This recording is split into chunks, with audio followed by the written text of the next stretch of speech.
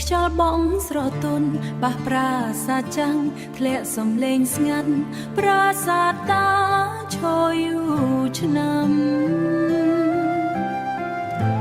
ស្ដាប់រឿងរ៉ាវពីអតី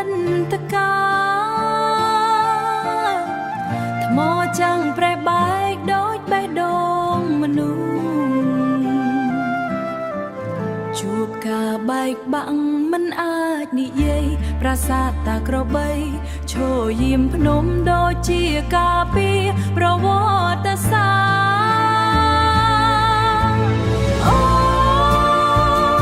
សំឡេងខ្យល់ហៅឈ្មោះអតីតប្រាប់រឿងពិតដែលគ្មានអ្នកស្ដាប់ព្រំដែនបំបែកមិនអាចបំបែកចិត្តខ្មែរនៅតែចងចាំបើថ្មអាចនិយាយវានឹងយំ